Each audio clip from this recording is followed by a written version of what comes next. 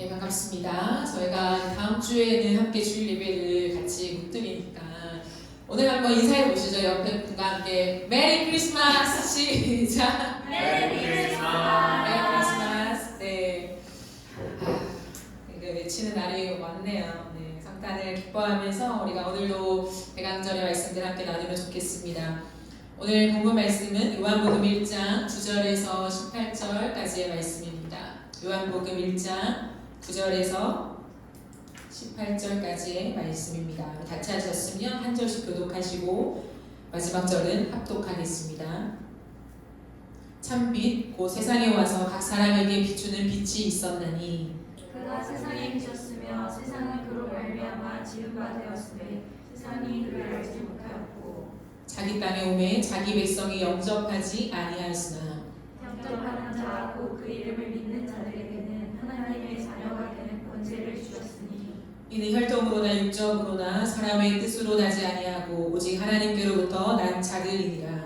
말씀이 육신이 되어 우리 가운데 거하심에 우리가 그의 영광을 보니 아버지의 독생자의 영광이요 은혜와 진리가 충만하더라. 요한이 그에 대하여 증언하여 외쳐 이르되 내가 전에 말하기를 내 뒤에 오시는 이가 나보다 앞선 것은 나보다 먼저 계심이라 한 것이 이 사람을 가리킴이라 하니라. 우리가 다 그의 충만한 데서 받으니 은혜 위에 은혜로라. 율법은 모세로 말미암아 주어진 것이요 은혜와 진리는 예수 그리스도로 말미암아 온 것이라. 원래 하나님을 본 사람이 없으되 아버지 품속에 있는 독생하신 하나님이 나타내셨느니라. 아멘. 오늘은 대강절 세 번째 시간으로 무엇을 바라보며 살 것인가 라고 하는 제목으로 하나님 말씀을 전하도록 하겠습니다. 저에게는 조카가 3명 있습니다. 조카 부사죠.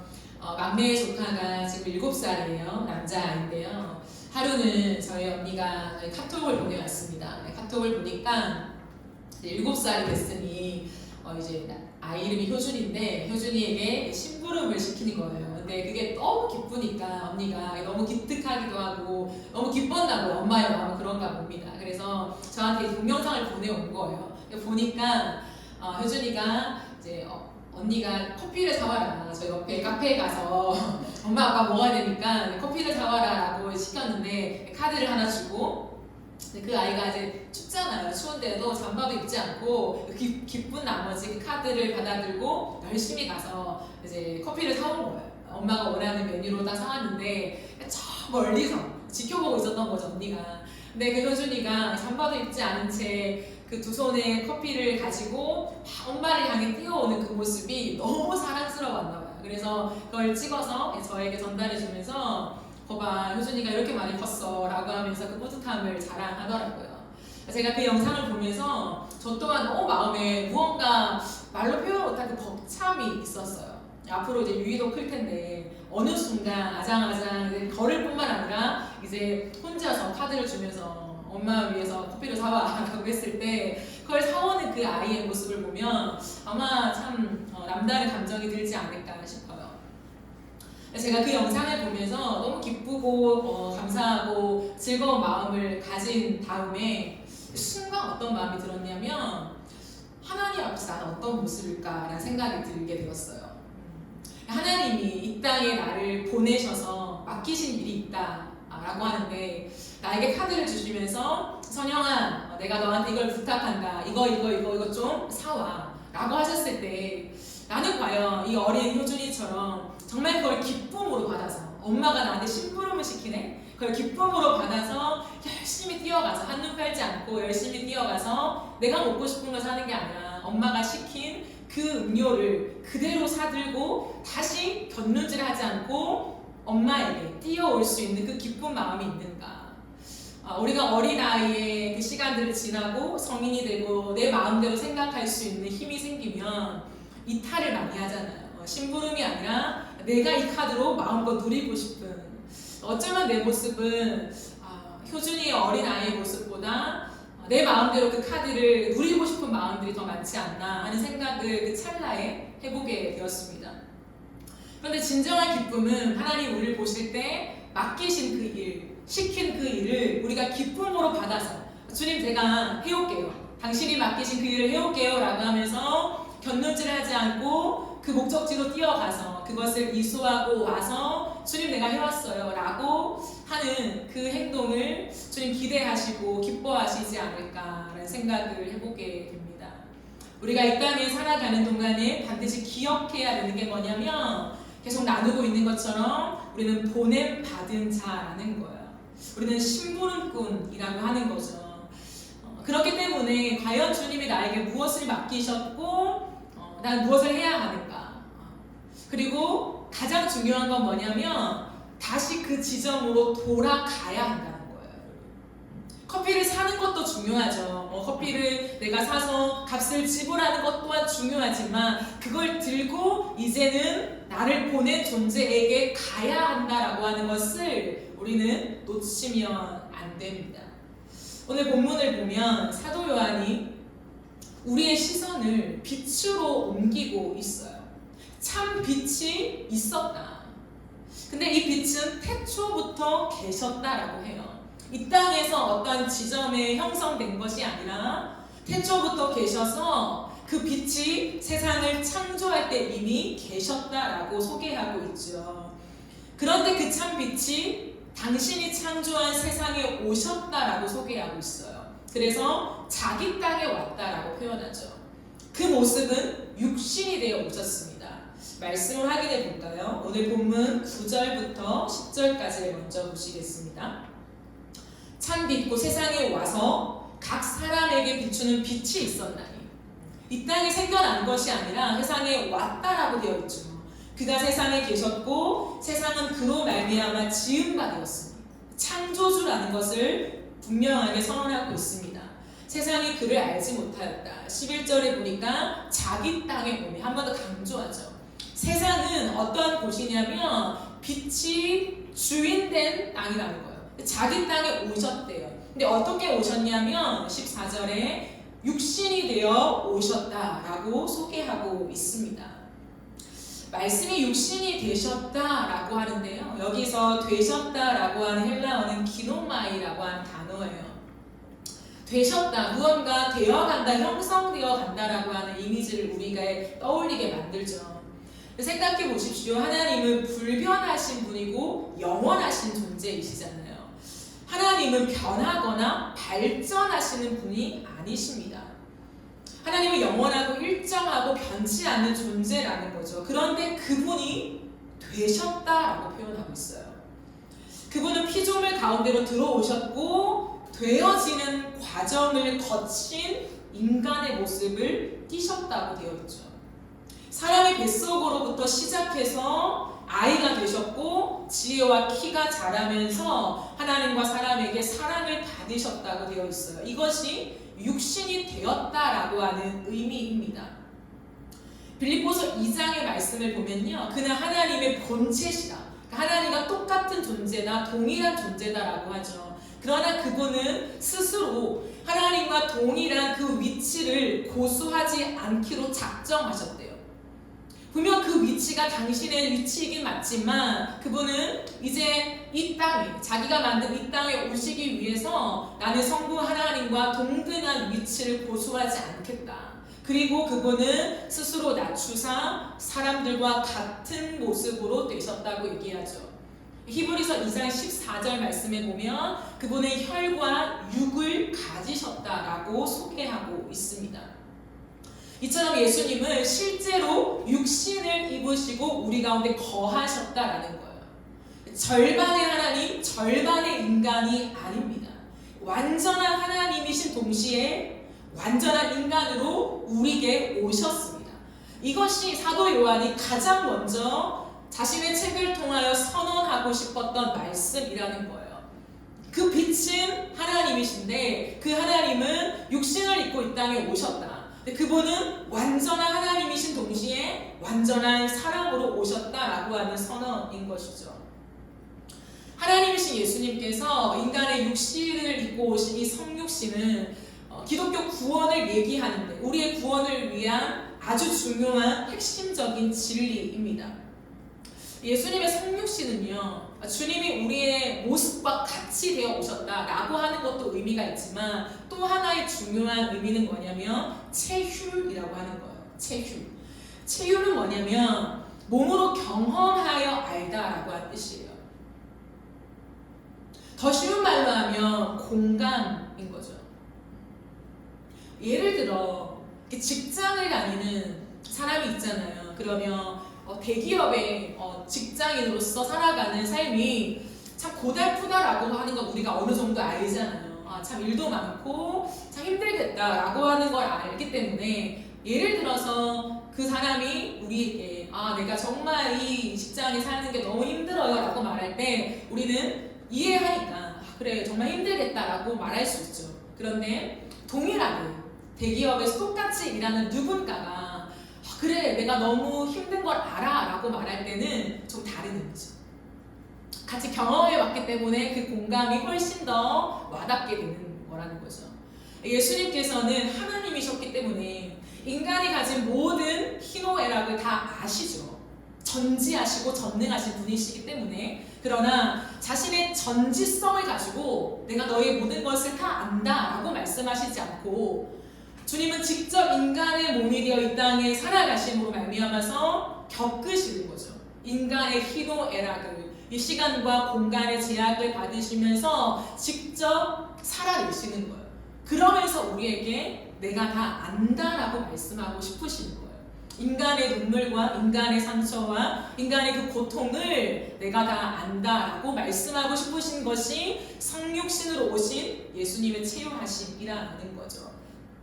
요한복음은 신구약 성경을 통틀어서 가장 마지막에 쓴 책으로 알려져 있습니다. 그리고 또 하나의 특징은 뭐냐면 이 신구약을 총정리하는 책이에요. 하나님이 마지막으로 신구약을 총정리해서 내가 너희에게 말씀을 줄 건데 라고 했을 때 요한을 통하여 쓰신 요한복음이라고 하는 거예요. 요한이 많은 서신을 썼죠. 요한복음, 요한 1, 2, 3서, 요한계시록 다 썼지만 요한 1, 2, 3서는 서신이에요. 편지. 그래서 독특한 이제 장소 속에 독특한 그러한 배경 속에 쓴 것이기 때문에 총정리라고 보기는 좀 어려워요. 요한계시록은 묵시잖아요. 하나님이 감추어진 것. 그래서 묵시를 총정리하는 책으로 보기도 조금 부족해요.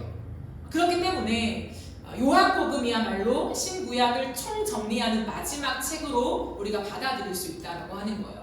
그러니까 신구약의 전체적인 중심 메시지가 예수 그리스도시잖아요. 구약에서도 오실 메시아를 대망하면서 중심 메시지로 구약이 쓰고 있어요. 그러다 보니까 예수 그리스도가 신구약의 중심 메시지가 될 수밖에 없으니 이 요한복음도 복음서의 성향을 띠는 거예요. 예수님이 이 땅에 오셔서 무슨 일을 하셨는가, 어떠한 삶을 사셨는가에 대한 기록이 마지막 책으로 남겨져 있는 거예요. 대신에 총정리하는 책이기 때문에 앞서 기록된 마태, 마가, 누가복음과는 아주 많은 다른 내용들이 기록되어 있어요. 그래서 약 90%가 다른 내용으로 기록되어 있다는 거죠. 예수님께서 분명 이 땅에 오셔서 똑같은 시간을 사시는 동안에 쓰신 책들인데 요한은 90%가 다른 내용으로 기록되어 있고 그 기록 중에 단독 기록된 것들이 있어요. 요한만 기록한 것. 그것이 우리가 아는 3장에 보면 니고데모의 이야기. 유대인이었고 모든 걸 가졌지만 하늘을 이해하지 못해서 거듭남을 이해하지 못해서 정말 엉뚱한 소리를 하는 인간의 참 연약함을 보여주는 그 지식의 한계를 보여주는 그 대화의 장면들이 3장에 기록되어 있죠. 4장에는 어떤 내용이 있습니까? 수가성 사마리아 여인. 남편을 5명이나 두고 지금 6번째 남편이 있지만 여전한 갈망을 가지고 이 결핍을 가지고 예수님과 대화하는 그 장면이 기록된 것이 4장이죠. 또한 조금 더 뒤에 가면 제가 아주 좋아하는 장이 나옵니다. 8장. 가늠한 여인과 함께 그 현장에서 대화를 하시는 예수님의 그 장면들. 그리고 조금 더 나가면 11장에 보면 죽은 나사로를 살리시는 거. 인간의 가장 큰 한계가 죽음이잖아요. 근데 죽음을 다시금 생명으로 바꾸시는 놀라운 역사가 11장에 나타난다는 거죠. 조금 뒤에 가면 의심 많은 도마의 이야기가 나옵니다. 예수님과 함께 동고동락했지만 예수님의 부활을 믿지 못하여서 손 좀 내보시오, 옆구리를 보게 해주시오 라고 의심했던 그 도마와의 대화. 그리고 마지막 클라이맥스는 뭡니까? 베드로와의 대화이죠. 예수님과 함께 가장 곁에서 따라다녔던 제자였지만 주님을 부인했을 때 다시 그를 만나며 회복시키시는 역사를 기록하고 있습니다. 공통점이 무엇일까요? 인간은 끝없이 연약하다라는 거예요. 너무나도 연약한데 예수님은 그 연약한 사람들과 마주하면서 심판으로 그저 내치지 않았다라고 하는 많은 흐름을 가지고 있습니다. 정죄하지 않고 율법으로 처단하지 않으시며 인간의 한계와 연약함을 충분히 공감하시고 끌어안으시는 사랑을 우리에게 증거하고 있는 것이죠. 인간의 몸을 입고 오셔서 이 땅을 살아가는 동안에 인간의 아픔과 그 한계를 잘 아셨기 때문에 끌어안는 깊은 사랑을 우리에게 보여주셨다라는 거예요. 이처럼 예수님은 이 땅에 오셔서 우리의 인간의 연약함을 보시고 사람들의 인생에 빛을 비춰주셨습니다. 그죠? 다시 살려내시고 회복하시고 일으키신 빛이 되셨다라는 거예요. 그런데 예수님은 단지 그들의 상태를 호전시키는 것으로 그냥 공감하는 사랑으로 빛이 되신 것이 아니라는 거예요. 그럼 이것을 놓치면 안 돼요.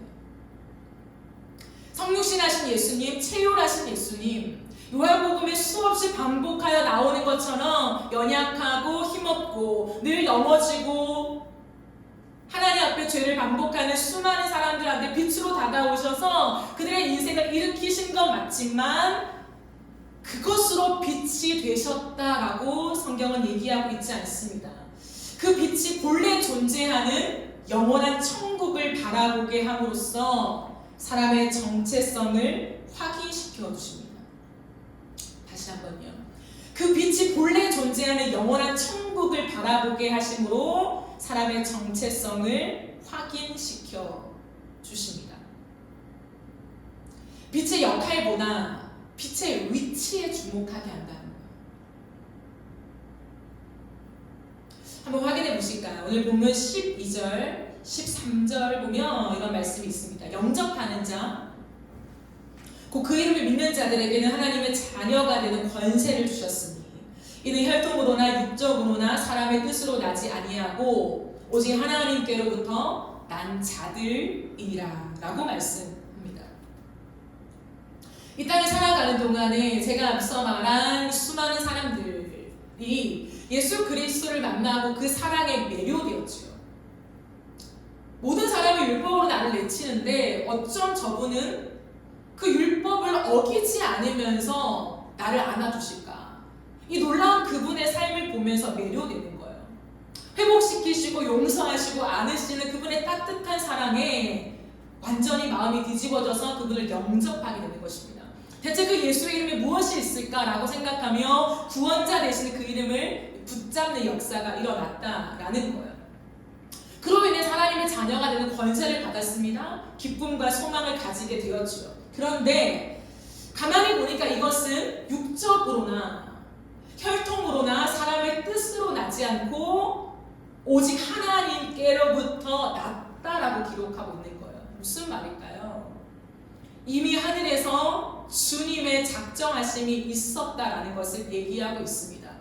이 땅에서 만난 위대한 사람 예수, 그 어떤 평범한 사람과는 구별되는 놀라운 예수라고 하는 그 사람에게 주목하고 싶은 것이 아니라 모든 시선을 하늘로 돌리게 하는 것이죠. 우리가 하나님께로부터 난 자들이기 때문에 예수님을 영접하게 된 것이구나 라고 하는 깨달음을 주고 있는 것입니다. 그 이름을 믿게 된 것은 단순히 내가 만나는 이 따뜻한 예수, 나를 안아주시는 예수, 나를 옹호해주시는 예수께 반해서 그렇게 된 것이 아니라 저 하늘에서 이미 하나님께서 나를 하나님의 자녀로 삼아주신 은혜가 있었기 때문에 이 땅에서 내가 예수를 믿게 되었구나라고 하는 진리를 우리에게 소개하고 있다는 거예요. 그러므로 사도 요한은 지금 말하고 싶은 것이 있습니다. 그것은 뭐냐면 우리의 정체성이 어디에 있는가라고 하는 거예요. 우리의 정체성은 저 하늘에 있다라고 하는 것을 우리에게 소개하고 있는 것이죠. 그렇습니다, 여러분. 우리의 정체성은 하늘에 있습니다. 우리는 하늘에 속한 자들입니다. 그러므로 우리는 영원한 천국을 바라보며 살아야 한다라고 하는 것이죠. 이 땅에 두 발 딛고 살고 있지만 하늘의 정체성과 시선을 가지고 사는 것이 바로 우리 마음에 진짜 빛이 비춰진 것이라고 설명하고 있다는 거예요. 여러분 이해가 되시나요? 이 땅에서의 어떠함이 너무 중요하긴 하지만 우리로 하여금 끝없이 이 땅에서 만나는 예수 그리스도, 따뜻한 예수 그리스도, 내 삶을 위로하시는 예수 그리스도, 다시 일어나 괜찮아라고 다독거리시는 예수 그리스도가 아니라 그분은 어디서 출발되어 오셨나? 저 하늘에서부터 빛으로 임하신 존재요. 그렇기 때문에 우리가 이 땅에서 만난 예수 그리스도를 통하여 우리의 시선을 그분이 원래 위치로 계신 그곳으로 이동시키면서 저 하늘을 바라보게 하는 것이 주님의 궁극적인 목적이라고 하는 거예요. 그렇다면 우리가 어떻게 해야 영원한 천국을 바라보며 살 수 있을까요? 그 대답은 이렇습니다. 이 세상이 일시적인 거주지라는 사실을 기억하는 것입니다. 본문 14절을 보면 말씀이 육신이 되어 우리 가운데 거하심에라고 되어 있죠. 이 거하심에 해당하는 헬라어는 구약 출애굽기의 성막을 뜻해요. 성막, 거하신다, 텐트를 치신다, 성막을 의미합니다. 성막은 천막으로 이루어져 있잖아요. 천막의 특징이 무엇입니까, 여러분? 일시적인 거죠. 그 천막이 영구적인 것이 될 수가 없습니다. 본문은 그리스도께서 우리 가운데 오셔서 거하셨다라고 하는 이야기를 하는 이유가 뭐냐면 그리스도께서 이 세상에 계신 것을 천막에 거하시는 것으로 비유하고 싶은 거예요. 따라서 성육신은 일시적인 것이라는 거예요. 고로 우리는 이 땅에 성육신하여 살아가신 예수 그리스도를 생각할 때 그저 이 땅에 두 발 딛고 걸어가셨던 그 예수님, 가난하게 이 땅에 태어나신 예수님, 힘없고 약한 모습이었지만 사람들을 위로하시고 격려하셨던 예수님으로만 생각해서는 안 된다는 거죠. 그분은 하나님이시라는 거예요. 예수는 하나님이시다. 그리고 그분은 잠시 이 세상에 장막을 치고 거하셨을 뿐이다라고 하는 것을 사도 요한은 강조하고 있는 것입니다. 잠시 계셨다. 이 단어는 또한 하나님의 임재 있잖아요, 여러분. 임재. 이것을 우리가 쉐키나라고 하죠. 쉐키나 영광. 하나님의 임재, 구름을 상징할 때 사용되는 단어이기도 합니다. 하나님의 임재, 그 영광이요. 그러게 요한은 바로 이어서 이런 말을 하죠. 우리가 그의 영광을 보니. 말씀의 육신이 되어 우리 가운데 거하심에 우리가 그의 영광을 보니라고 이어서 설명하고 있습니다. 무슨 말일까요? 예수님은 빛이라는 거예요. 그의 영광을 내가 본다. 근데 그 영광은 어떤 영광입니까? 이 땅에 속한 영광이 아니라 하늘 아버지의 영광, 하늘의 영광이라고 선포하고 있는 것입니다. 이 땅에서 찬란하게 빛나는 우리와 다른 특별한 빛이 아니라 이 빛은 저 하늘에만 속해 있는 하늘 아버지의 영광이다 라고 선언하는 것이죠. 아버지와 동일한 위엄과 권세를 가진 독생자의 영광이다 라고 설명하고 있습니다. 그러므로 예수님의 영구한 거주지가 어딘가 라고 했을 때 아버지가 계신 하늘이라는 거예요. 이 땅에 오신 예수 그리스도가 너무 위대하시죠. 너무 사랑이 많으시죠. 그러나 이 땅에 발을 딛고 살아가는 우리 이 세상을 위해서만 오신 것이 아니라 똑같이 이 땅에 발을 딛고 살아가는 예수님께서 잠깐 머무시면서 그 예수님이 그럼 어디 가신 건가? 사라지신 건가? 이제 없는 건가? 라고 했을 때 아니야. 본래 계셨던 그곳으로 돌아가셨어. 그분은 빛이셨어. 그 빛의 출발은 저 하늘이야. 아버지와 동등한 위치 속에서 그분은 영원 전부도 살아계셨고 지금도 동일하게 살아계셔 라고 말하면서 이 땅에 발을 딛고 살아가는 우리가 그 하늘을 바라보며 오늘을 살기를 기대하고 있다는 거예요.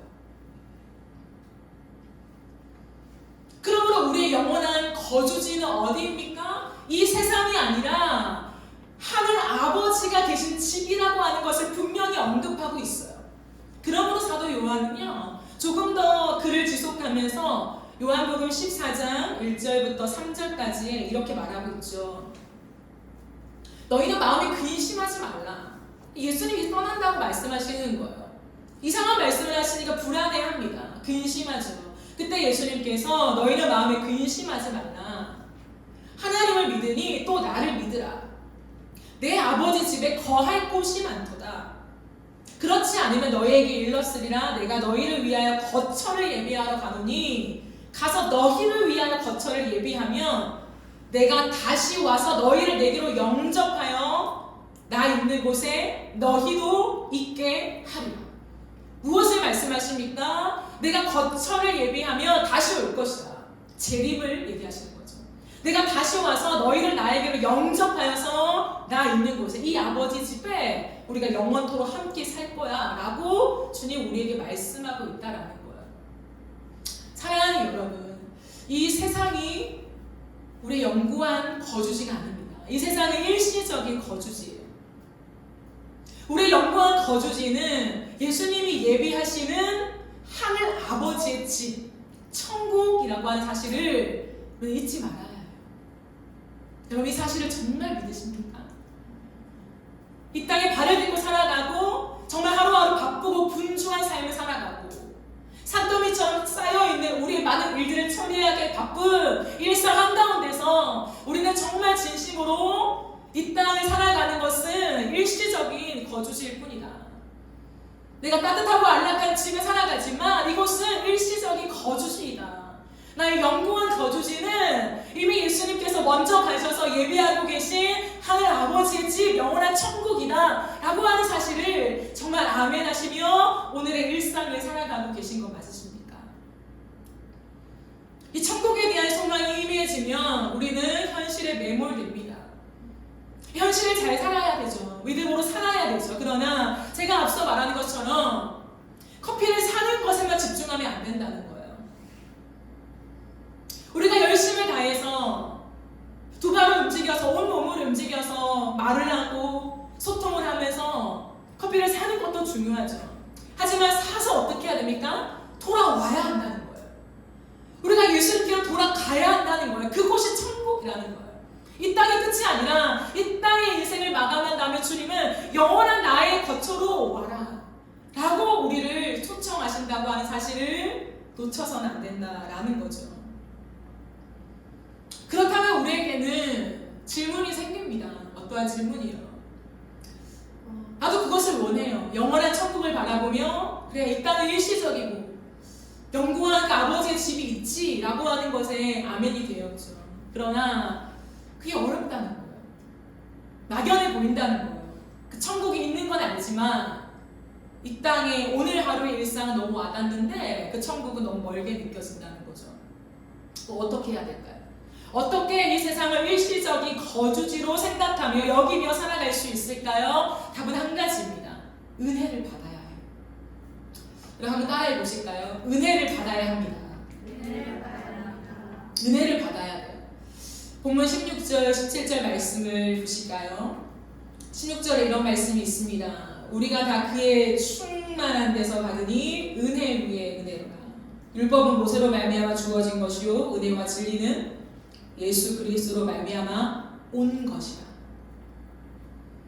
은혜 위에 은혜라는 말을 합니다. 은혜 위에 은혜가 뭘까요, 여러분? 우리가 다 그의 충만한 데서 받으니 충만하대요. 우리가 충만할 수 있대요. 충만한데 은혜 위에 은혜래요. 이 은혜 위에 은혜라는 말은 뭐냐면 파도를 연상하는 단어입니다. 파도. 마치 바닷가에서 파도가 계속 밀려오듯이 끊이지 않고 계속 이어지는 은혜를 의미한다는 거예요. 하나님의 은혜가 있어요. 우리가 예수 그리스도를 영접했잖아요. 그러면 은혜가 온 거죠.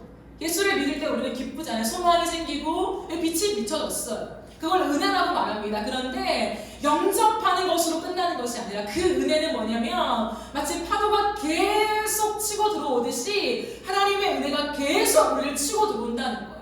영접할 때 그 은혜만이 아니라 지속적으로 우리 가슴에, 우리 영혼에 계속되는 하나님의 은혜가 치고 들어온대요. 그 은혜가 무엇일까요? 예수 그리스도와의 친밀한 사귐이라는 거예요. 영접하고 끝나는 것이 아니라 그 이름이 구원이구나, 내가 죽으면 천국 가는구나 라고 하는 것으로 끝나는 것이 아니라 그 은혜는 오늘도 우리의 시간 속에 끝없이 밀고 들어가서 하나님과의 친밀한, 그 예수 그리스도와의 친밀한 사귐으로 그 은혜를 계속해서 우리의 심령 가운데 부어주신다는 거예요. 여러분 18절 말씀을 마지막으로 한 번 더 보겠습니다. 본래 하나님을 본 사람이 없으되 아버지 품속에 있는 독생하신 하나님이 나타내셨느니라 라고 말씀하죠.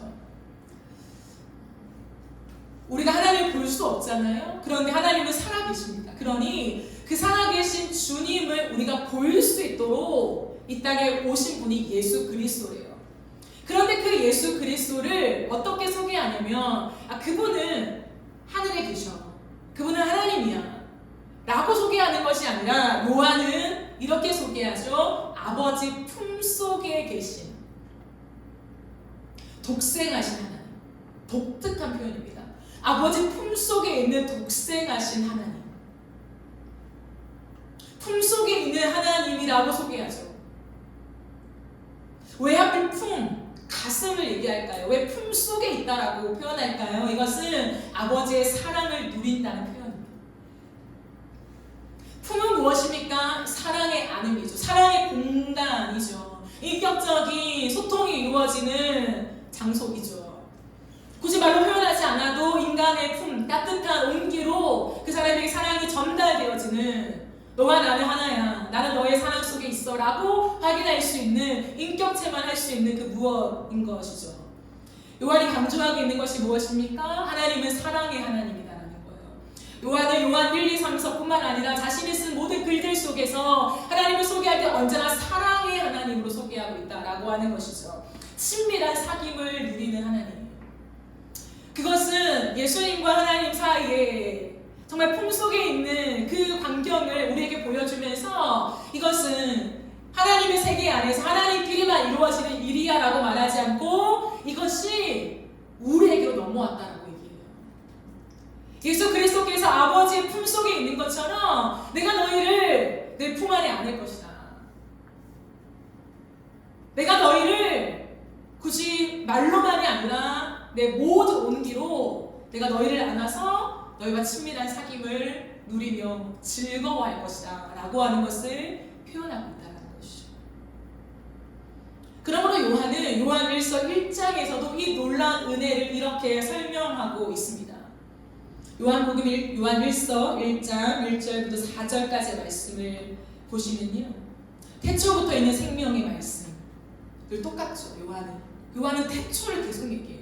태초에 하나님이 천지를 창조하시니라. 태초에 말씀이 계시니라. 요한 1서 태초부터 있는 생명의 말씀, 그 창조의 사건들을 끄집어와서 자신의 이야기를 시작합니다. 우리가 들은 바, 눈으로 본 바에 자세히 보고 우리 손으로 만진 바라. 이 생명이 나타나신 바 된지라. 이 영원한 생명을 우리가 보았고 증언하여 너희에게 전하노니 이는 아버지와 함께 계시다. 요한은 언제나 천국을 얘기한다는 거죠. 아버지와 함께 계시다가 우리에게 오셨다라고 하는 예수를 설명합니다. 우리가 보고 들은 바를 너희에게도 전함은 무엇 때문에요? 너희로 우리와 사귐이 있게 하려 함이니 우리의 사귐은 아버지와 그의 아들 예수 그리스도와 더불어 누림이라. 근데 보십시오. 이 누림을 왜 설명하는가 했을 때 이것을 쓰면 우리의 기쁨이 충만하게 하려 합니다. 그 예수 그리스도와의 친밀한 사귐을 누리는 자에게 공통적으로 나타나는 건 뭐냐면 기쁨이 충만하다. 세상이 줄 수 없는 기쁨의 충만, 기쁨의 만족성이 완전히 누려지게 된다라고 하는 것을 설명하고 있는 것입니다. 그렇습니다, 여러분. 예수님은 하나님의 품을 아는 분이셨습니다. 하나님의 품이 뭔가, 보이지 않는 그 하나님의 품이 뭔가, 그 하나님의 사랑이 무엇인가, 그리고 아버지와 친밀한 사귐을 누렸던 분이시죠. 그러므로 이 땅에 성육신하여 오신 예수 그리스도께서는 그 친밀한 사귐으로 우리를 초대하십니다.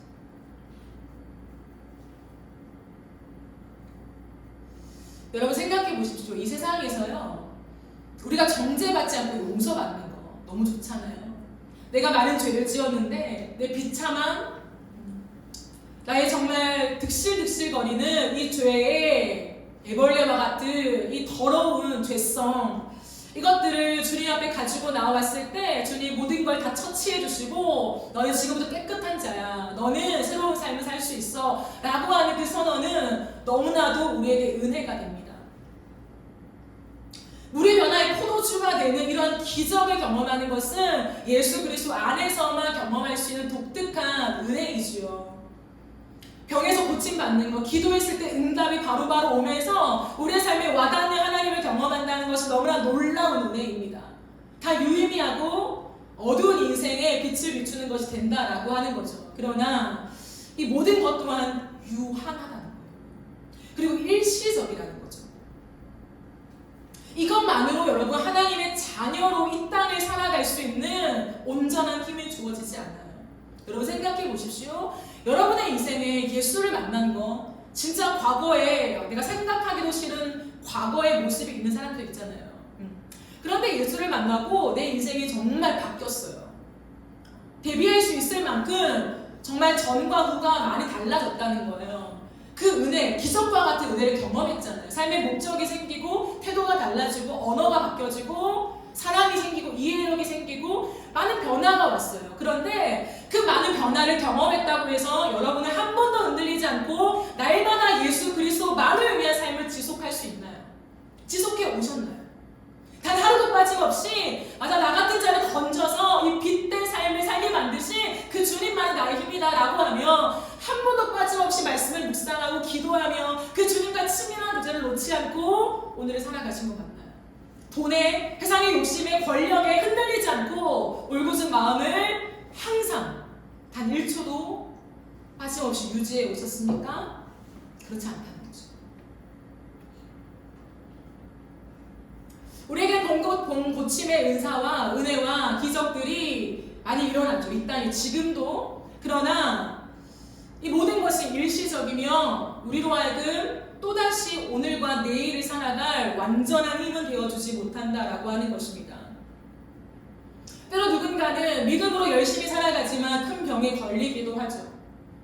낫기를 구하지만 하나님이 고쳐주시지 않을 때도 있습니다.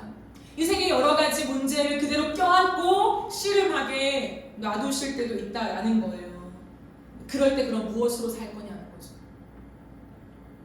포도주가 계속해서 그 연회장에 공급되어지는 것처럼 우리의 인생에 공급되어질 때는 너무 감사하고 하나님의 기적과 은혜를 경험하면서 살아계심을 고백하지만 더 이상 내 인생에 포도주가 공급되어지지 않을 때, 모든 사람이 잔치하는데 내 인생에는 잔치가 없이 이제는 기쁨이 마감된 것 같은 한가운데 섰을 때에 우리는 무엇으로 살 수 있냐라고 하는 거죠. 그때 우리를 버티게 만드는 것은 물이 포도주가 되는 기적이 아닙니다. 병이 고침받아서 완치가 되는 것이 아니라는 거예요. 그때 우리의 인생으로 하여금 버틸 수 있는 유일한 힘은 뭐냐면 주님과의 깊은 사귐입니다. 우리의 인생 속에 때로는 큰 문제가 있습니다. 문제는 문제죠. 그러나 문제가 해결될 때도 우리는 안정감을 가질 수 있지만 놀라운 건 뭐냐면 이 문제 안에 하나님이 함께 계신다라고 하는 확신. 내가 어떻게 다룰 줄 모르는 이 문제와 걱정거리와 근심거리가 여전히 존재하지만 이 근심 위에 하나님이 임마누엘과 함께 하시며 내가 너를 놓치지 않아. 내가 널 영원한 천국으로 인도할 거야 라고 하는 그 주님의 음성이 정확하게 들리면 문제가 그대로 있어도 우리는 오늘을 버티고 견딜 힘이 생긴다는 거예요. 이게 오늘을 살아갈 힘입니다.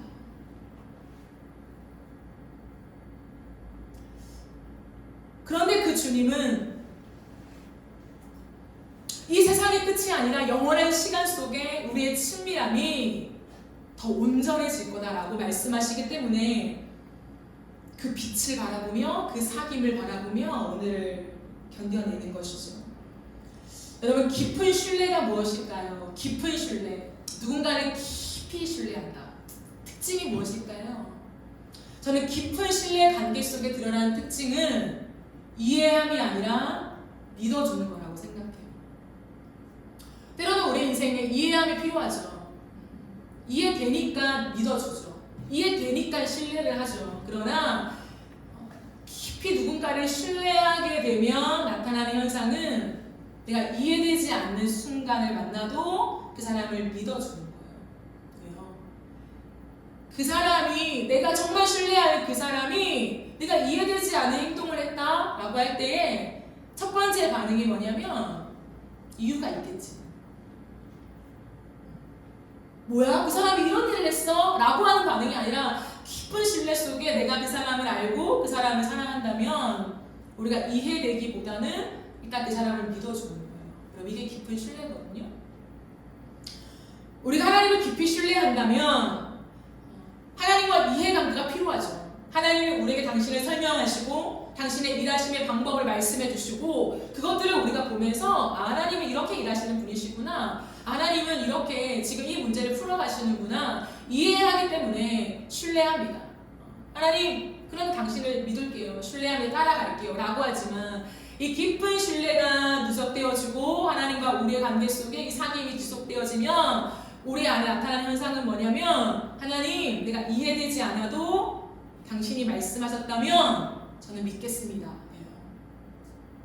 여러분, 그 클라이맥스가 저는 천국이라고 생각합니다. 마지막 날은 아무도 보지 못했고 우리가 가볼 수 없는 곳이에요. 가늠할 수도 없는 곳이라는 거예요. 이 땅에 발을 딛고 살아가면서 과연 죄가 없는 천국, 고통이 없는 천국, 눈물이 없는 천국, 그러나 우리는 육신을 입고 살아간대요. 육신이 있어요. 혼만 떠다니는 게 아니라, 영만 떠다니는 게 아니라 그게 과연 어떠한 모습일까? 그 천국이 하나님 말씀하시는 금은보화가 깔려있는 그곳이 이제 상징일까? 진짜 있는 것일까? 뭘까? 우리는 몰라요. 모르기 때문에 너무 멀게 느껴지죠. 근데 주님과 친밀한 사귐이 지속되며 깊은 신뢰가 생길 때에 우리에게 나타나는 너무나 놀라운 현상은 뭐냐면 내 머릿속으로 이해되지 않는 것을 믿게 되는 거예요. 하나님, 아무도 예수를 믿지 않고 주님 말씀하신 진리를 믿지 않고 막연하게 섬기며 내 눈앞에 보여지는 오늘의 기적, 오늘의 기도 응답, 바로바로 현실에서 반영되어지는 많은 것들을 보면서 당신을 믿기 위하여 걸어가지만 이해해 드리려고 당신 앞에 내가 오케이 설득 당해 드릴게요 라고 가고 싶어하는 이 시대 많은 한가운데에서 저는 제게 베푸신 하나님의 은혜와 날마다 나에게 말씀하시는 그 사귐이 너무 깊고 정확하기에 당신이 말하지 않은 그것, 그러나 명확하게 써져 있는 그 천국을 나는 오늘로 끌어당기며 아멘 하겠습니다. 이게 되는 거예요. 굳이 우리에게 풀어 설명하지 않아도 말씀에 기록되어 있기 때문에 주님, 나는 그 감추어진 천국, 아직 오지 않은 그 천국, 아무도 경험해보지 못한 그 천국, 그러나 그것이 확실함을 알기에 내가 오늘도 그 나라를 지향합니다. 하나님. 그 나라를 사모합니다. 하나님. 그 나라를 내가 주님과의 관계 안에 상상합니다. 하나님. 내 거주지는 그곳입니다. 주님. 이게 가능하게 되는 거예요.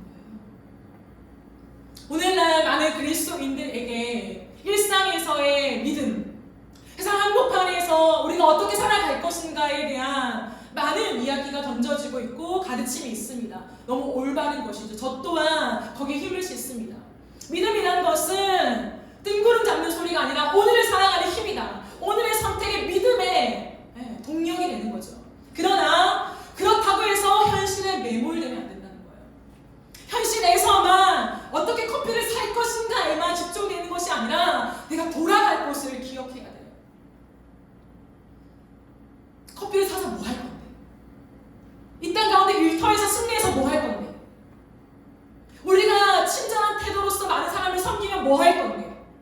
결국에는 이 모든 것을 주님이 우리에게 맡기셨고 돌아가서 예수 그리스도 앞에서 주님, 당신이 내게 맡기신 이 일들을 해왔어요 라고 주님 앞에 얘기하는 그날이 최종 목적이 되어야 한다.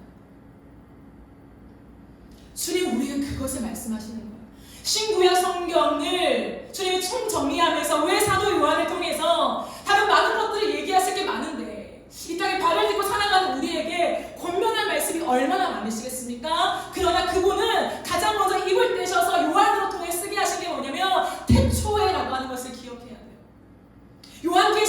태초에 그곳이 집중되어 있는 말씀이잖아요.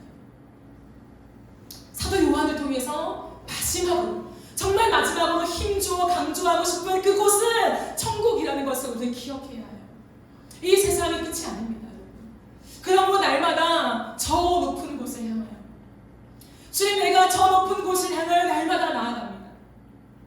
험하고 높은 이 길을 내가 날마다 나아갑니다. 주님, 이 땅 가운데 내가 믿음으로 살아갔지만 주님, 그 천국에서 당신을 배우고 싶어요. 그럼 이것이 가능하기 위해서 오늘의 일상에서 주님과의 친밀한 사귐이 필요한 거예요. 이 사귐이 없다면 천국은 여전히 멀게만 느껴질 것입니다. 언젠가 도래하겠지, 언젠가 예수님 오겠지, 영원한 천국에 살겠지, 영원히 산다고 했으니까. 막연한 거예요. 신앙이 굉장히 막연한 거예요. 여러분, 기독교는 종교가 아닙니다. 종교는 막연한 이후의 인생을 바라보는 거죠. 하지만 주님은 아니야, 그걸 가깝게 느낄 수 있다고 우리에게 약속하셨다는 거예요. 그러므로 오늘의 하루 속에 그 주님을 친밀하게 느끼는 사귐의 은혜가 계속 몰려와야 돼요. 계속. 그러므로 저는 우리에게 기도 제목, 많은 기도 제목이 있지만 항상 하나님 앞에 이 기도를 드려야 돼요. 이 기도가 뭐냐면, 하나님 은혜를 주세요. 하나님 은혜를 주세요. 여러분, 이 은혜는요, 하나님의 은혜가 없기 때문에, 나에게 하나님 은혜가 다 말라버렸으니까 당신의 은혜를 채워주셔야 됩니다 라고 하는 고백이 아니에요. 이 은혜를 달라는 요청은 뭐냐면, 당신과의 사귐을 깊이 누리기를 원한다라고 하는 그 고백이라는 거예요. 하나님, 내가 오늘도 내 마음이 굳어지지 않고 당신과의 사귐을 깊이 누리기를 원합니다. 하나님 은혜를 주세요. 당신이 멀게만 느껴지는 내 인생 속에 주님 와닿을 수 있게 도와주세요. 제가 이전에 가깝게 지냈던 저의 은사 목사님이 계십니다. 그 목사님께서 부목사님으로 계실 때에 너무 일이 많고 너무 복잡한 거예요. 교회도 일이 많잖아요. 그렇기 때문에 그분이 하나님께 집중할 수 없을 때, 내가 지금 뭐 하나, 일만 하나, 이 교회에서 이런 메마른 마음이 들 때에 그분이 항상 그러시더라고요. 나는 교회 앞마당으로 나간다. 교회 앞마당으로 나가서 그분이 좀 음치세요. 음치신데도 그분이 계속 불렀던 게 뭐냐면, 성령이 오셨네. 약간 좀 이상한 사람처럼 그분은 교회 앞마당에서 뺑글뺑글 돌면서 성령이 오셨네 이걸 하세요. 목사님 왜 그렇게 하세요? 제가 어느 날 물어봤어요. 내가 찬양하고 싶어서 하시는 줄 알고. 그랬더니 그분이 하시는 말씀이, 내가 교회 안에서 일하다가 하나님의 임재가 느껴지지 않는다. 내가 하나님의 임재가 느껴지지 않는데 뭘 하겠냐. 그 하나님의 임재가 나에게 가까울 수 있도록 내가 성령을 요청한다. 성령이 오셨네. 그리고 다시 들어가서 일을 하시는 거예요. 여러분, 한 청년은요, 직장에서 일하며 나아갈 때 그 직장의 스트레스가 너무 커서, 너무 바쁘고 너무 크고, 아침에 잠깐 큐티하고 직장에 갔는데도 정신이 없더래요. 마음이 메마르고 딱딱해지고 화도 나고 절제할 수 없을 때 그 청년이 선택한 것은 12시가 딱 돼 점심시간이 울리면 화장실로 들어갔대요. 화장실로 들어가서 그 몇 분 동안 화장실에서 하나님과 기도했다는 거예요. 여러분, 이게 이해가 되십니까? 근데 그 친구는 믿음이 깊은 친구가 아니었어요. 교회 다닌 지 얼마 안 된 친구였지만 그 하나님의 비 만나고 직장에서 내가 믿음으로 살아야 하는 건 알겠지만 안 되는 이 딜레마를 껴안고 12시가 되면 자유시간이니까 그 자유시간에 화장실로 들어가서 주님을 부르며 기도했다. 제가 아직도 잊을 수가 없어요. 몇 년 전에 있는데. 무엇입니까? 다 밥 먹지 말고 화장실로 들어가라는 게 아니라 하나님과의 인재, 그 친밀함을 정말 사수하기 위해 목숨을 걸고 있는가에 대한 문제이죠. 우리의 일상은 만만치 않습니다. 그러나 만만치 않은 일상 속에 영원히 임마누엘 하시는 그 주님과의 사귐을 얼마큼 사수하며 목숨을 걸고 살아가는가에 우리의 미래가 걸려있다라고 하는 것이지요. 내가 믿고 만나는 하나님, 오늘 나에게 사랑한다 말하고 걱정하지 마라. 내가 너를 지키며 보호한다. 너의 미래가 나에게 있다라고 말씀하시는 그 친밀하신 예수 그리스도께서 천국을 약속하셨기 때문에 믿는 거예요. 믿고 질문하는 거예요. 하나님, 그 천국은 어떤 곳입니까? 내가 이 땅에서 무엇을 준비하다 그곳에 가야 합니까? 어리석게 살다가 주님 앞에 허겁지겁 가지 않게 하시고 내가 할 일을 충실하게 하고 당신 앞에 섰을 때 기쁨으로 당신의 품에 안기기를 원해요. 그 소원을 가지고 날마다 주님 앞에 서는 거예요. 내가 과연 그날을 준비하고 있는가? 그날을 향하여 내가 오늘을 살아가고 있는 게 맞는가에 대한 점검인 것이죠. 웨스트민스터 소요리 문답, 우리의 신앙 고백서가 있습니다. 여기에 첫 번째 질문과 대답이 무엇인지 아십니까, 여러분? 우리의 신앙 고백, 모든 기독교의 공통적인 신앙 고백, 사람의 제일 되는 목적이 무엇입니까가 첫 번째 질문이에요. 우리의 신앙 고백을 얘기할 때에 사람의 제일 되는 목적이 무엇입니까? 무엇입니까, 여러분? 답은 이것입니다. 사람의 제일 되는 목적은 하나님을 영화롭게 하고 영원토록 그분을 즐거워하는 것입니다.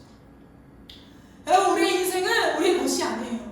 사람의 제일 되는 목적이 무엇이냐? 바꿀 수 없는 우선순위가 무엇이냐? 내가 이곳에 왜 왔냐? 이 땅에 왜 보냄을 받았냐? 목적이 있는데 그 목적은 하나님의 영광을 위해요. 하나님을 영화롭게 하는 것. 오늘 내가 하는 모든 일 속에 나의 만족을 위해 사는 것이 아니라 내 옆사람을 즐겁게 하기 위해 사는 것이 아니라 부동의 목적은 하나님을 영화롭게 하는 것. 나 같은 자를 사랑하셔서 나를 이 땅에 보내시며 예수를 믿게 하시며 당신의 심부름꾼으로 동력자로 만들어 놓으신 그 하나님의 은혜로서 내 모든 삶을 하나님을 영화롭게 하는 것, 그리고 그분을 영원토록 즐거워하는 것. 이게 인생의 목적이에요. 여러분. 다른 어떤 일을 해서 성과를 내는 것은 다 부차적인 문제이고 우리의 인생의 목적은 그 주님을 영원토록 즐거워하는 것. 내 인생에 아무것도 없어도 당신으로 인해 난 즐거워합니다. 이것이 우리의 인생의 목적이라는 거예요. 그러므로 오늘 하루도 내 안에 정말 주님을 누림이 있는가? 주님을 바라보면서 정말 하나님, 나는 당신을 영원토록 즐거워합니다. 이것이 내가 오늘을 살아가는 이유입니다. 라고 고백하는 것이 있는가에 대한 점검이 필요합니다. 우리의 인생 속에 하나님 앞에 어떠한 기도를 드리고 있는지를 돌아보시면서 오늘 우리는 주님, 내가 그 천국을 바라보며 세상에 몰입되지 않고 하나님을 갈망하게 하소서라고 하는 이 기도가 우리의 기도가 되길 원합니다. 말씀을 정리하겠습니다. 사랑하는 여러분은 무엇을 바라보며 살고 계십니까?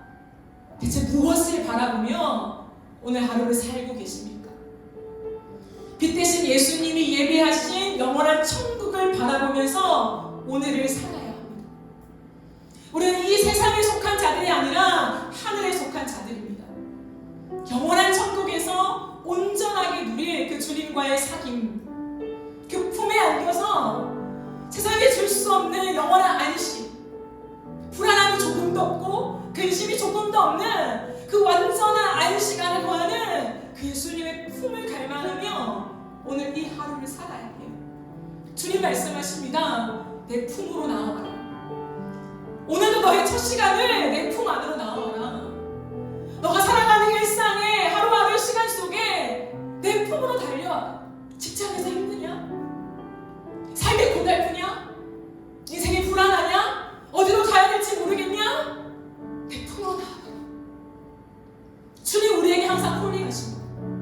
여러분은 어디를 바라보며 어디를 쫓아가고 있으십니까? 여러분의 공허한 마음을 달래기 위해서, 내 인생의 목적을 찾기 위해서 무엇을 바라보며 어디로 가고 계십니까? 예수 그리스도의 품 안으로 들어가야 해요. 십자가를 통하여서 예수 그리스도께로 올 수 있는, 하나님께로 올 수 있는 길을 완성하신 그 십자가 보혈의 길을 따라서 오늘도 우리는 예수 그리스도의 품 안으로 들어가야 해요. 사랑하는 딸아, 잘 왔다. 이것이 유지되어야 이 땅을 살아가는 동안에 우리가 많은 일을 해도 그 일이 내가 이루는 일이 아니라 하나님 맡기신 일을 합니다라고 하는 분명한 선언이 있을 수 있다는 거예요. 나는 당신이 맡긴 일을 할 뿐입니다, 하나님. 그리고 돌아가야 돼요. 우리 돌아가요. 우리의 본향으로 돌아가야 돼요. 영원히 살 곳은 따로 있어요. 이 세상이 아니에요. 그 영원한 곳으로 가서 주님과 영원한 삶 속에 영원한 기쁨을 누리는 그날을 사모하며 오늘을 그 품 안에서 살아내십시다. 그 품 안에서 살아가십시다. 그 바라봄을 놓치지 않고 승리하는 저와 여러분의 삶이 되어지기를 간절히 바라고 소망합니다. 아멘. 우리 함께 찬양하고 기도하는 시간을 가지도록 하겠습니다.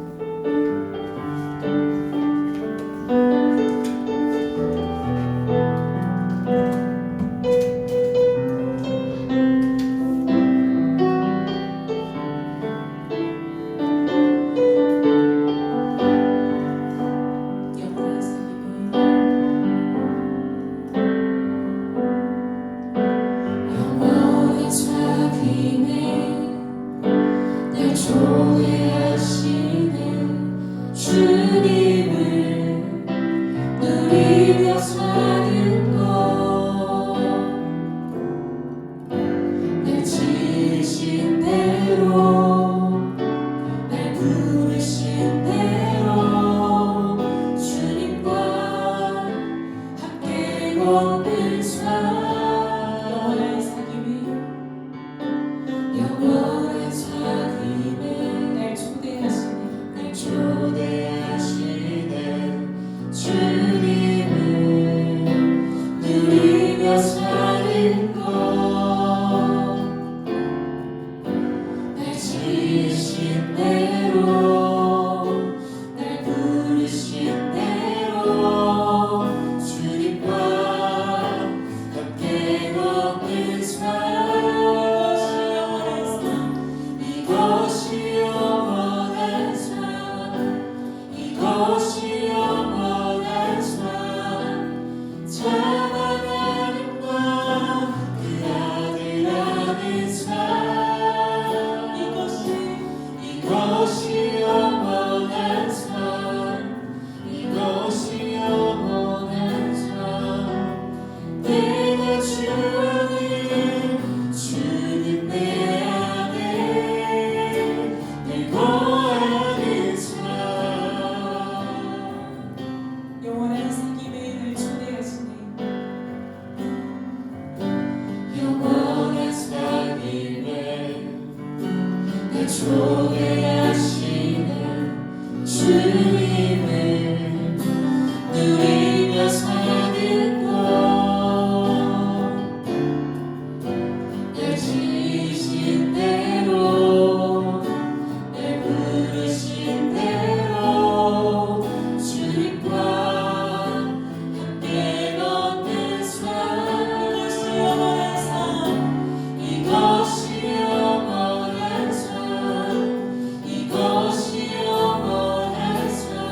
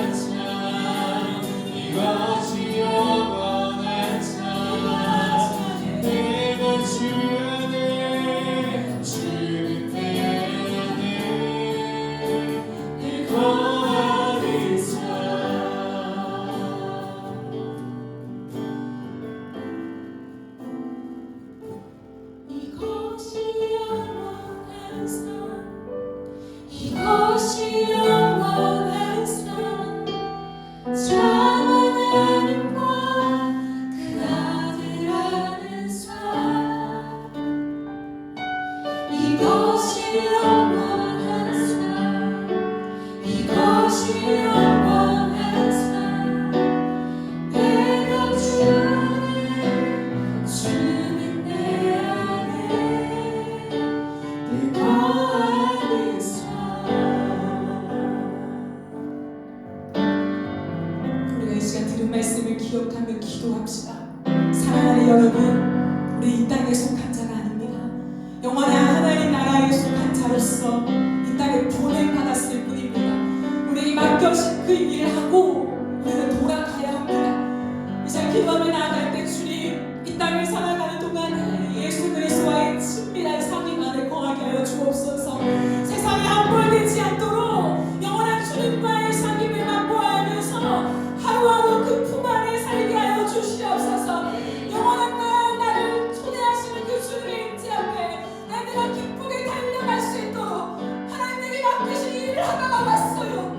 하나님 내가 충성스럽게 이 일을 감당하다가 주님 앞에 왔어요 라고 말하며 그 주님 보며 내는 그날을 보내하며 내가 오늘을 살겠사오니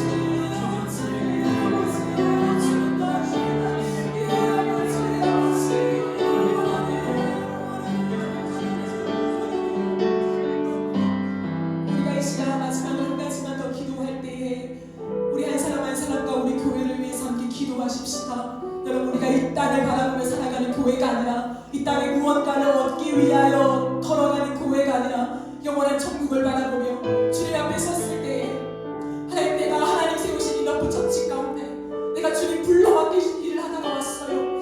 하나님, 내가 평신도로서 하나님, 내가 이 교회를 세우며 이 세상 가운데 특대 역할들을 감당하다가 왔어요 라고 말할 수 있도록 하나님, 우리 교회가 그런 교회가 되게 하여 주시옵소서. 우리의 인생 가운데 여러분을 세우신 일터가 있을 것입니다.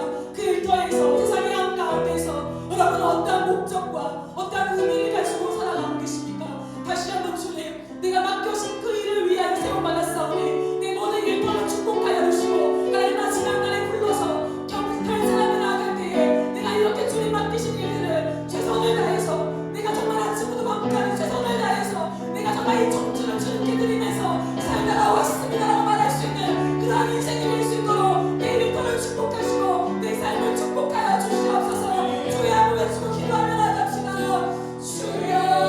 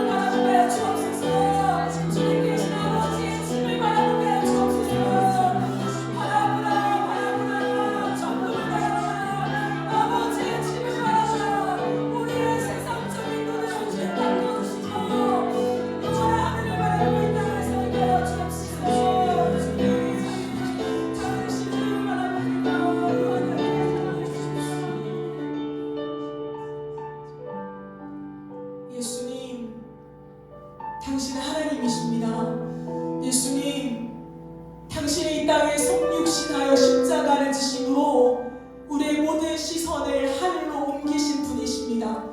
이 땅에서 우리가 위로를 받고 회복을 얻고 잘되고 병고침을 얻고 기적을 경험하는 것이 너무나 중요하지만 우리의 모든 시선을 하늘로 옮기며 우리의 영구한 거주지가 아버지의 집이 되는 것을 가르쳐 주시기 위함임을 잊지 않게 하여 주시옵소서.